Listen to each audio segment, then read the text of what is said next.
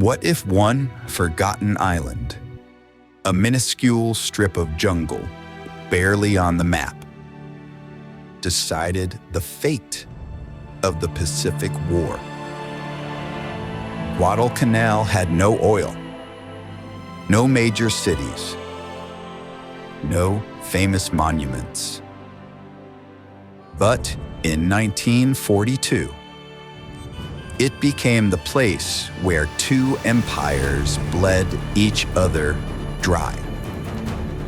6 months of mud, malaria, vicious battles at point-blank range, and a fight so chaotic that sailors, pilots, and Marines often didn't even know who was winning.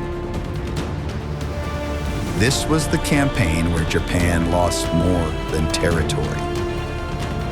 It lost the ability to attack. This is Guadalcanal.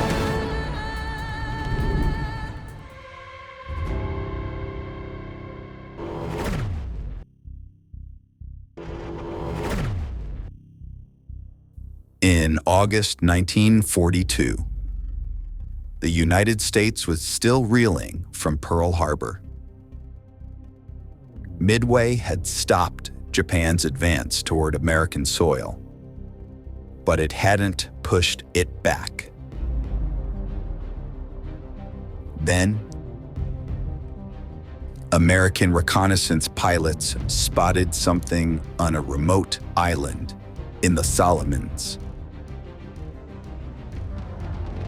A half-finished Japanese airfield. If Japan finished the job, their bombers could cut the supply line between America and Australia.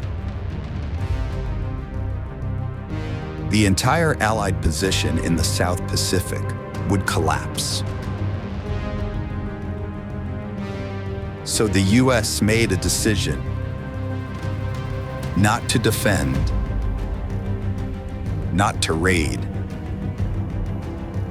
but to invade. On August 7th, Marines stormed ashore and captured the airfield almost immediately. They renamed it Henderson Field. And that's when the real battle began. If you want more stories like this, told through real colorized footage, consider subscribing. We are telling the entire war, week by week.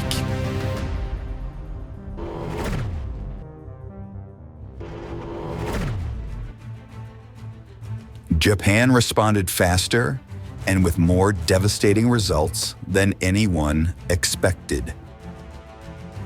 Just 2 nights after the landing, Japanese cruisers swept into the waters around the island.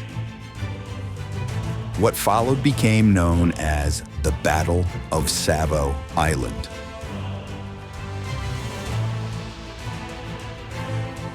In less than an hour, 4 Allied heavy cruisers were sunk. Over 1,000 sailors died, many still asleep in their bunks. American commanders were stunned. They had expected a ground campaign. Instead, Guadalcanal became a 3-way war. On land, in the air, and at sea. Sailors called it Iron Bottom Sound because so many ships went down there.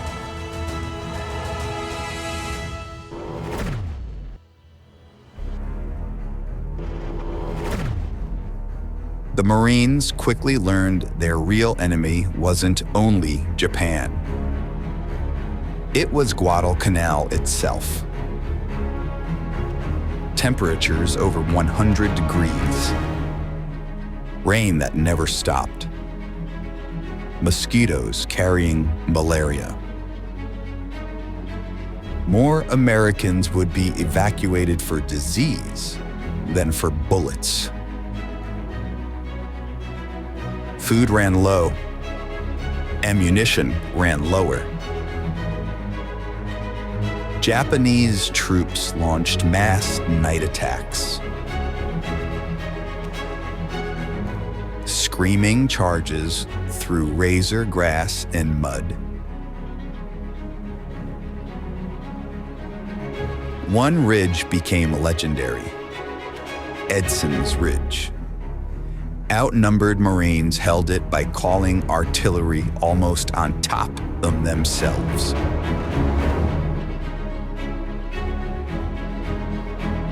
Both sides often fought so close that bayonets and shovels became primary weapons. If this part surprised you, drop a comment. Most people don't realize Guadalcanal was closer to medieval combat than modern war.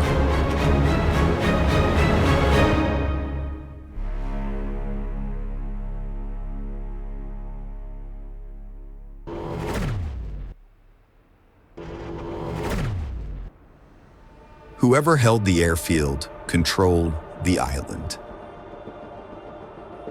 Every morning, American pilots took off in battered Wildcats and dauntless dive bombers, nicknamed the Cactus Air Force. They were outnumbered, outgunned, but they had one advantage. They could land. Japanese planes had to fly hundreds of miles from Rabaul, fight, then somehow make it home. Shot up American aircraft were patched up with scrap metal and flown again the same day. Ground crews used parts from wrecked planes to keep others flying, creating Frankenstein fighters that existed nowhere on official rosters.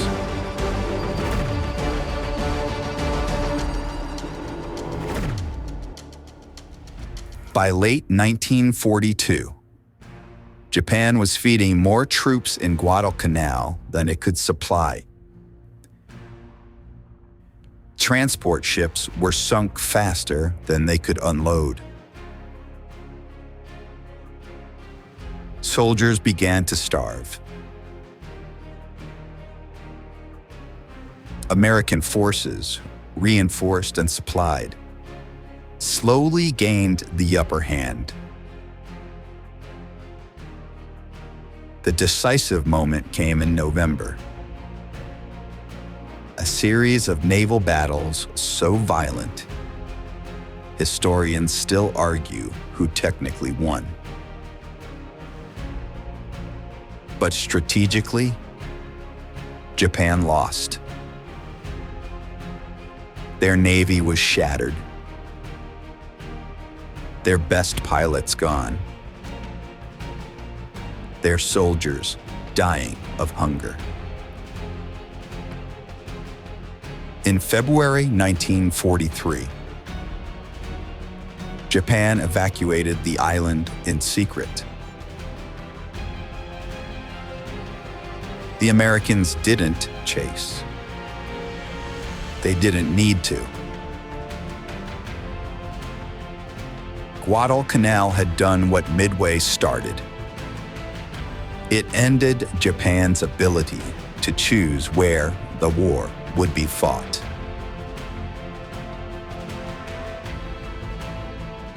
Japanese commanders later called Guadalcanal the grave of the Imperial Army's spirit. Guadalcanal wasn't the biggest battle of World War II. It wasn't the bloodiest. But it was the moment the Pacific War changed direction for good. From here on, Japan would defend, America would advance. Island by island, airfield by airfield, all the way to Tokyo.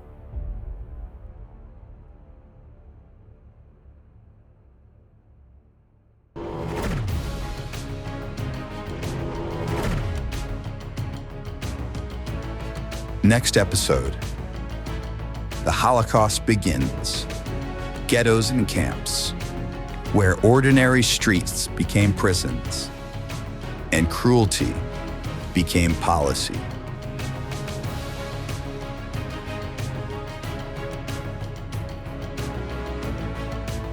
If you're following the war in order, the full Pacific playlist is linked below. Start with Pearl Harbor and watch the road to Guadalcanal unfold. Please consider subscribing as well.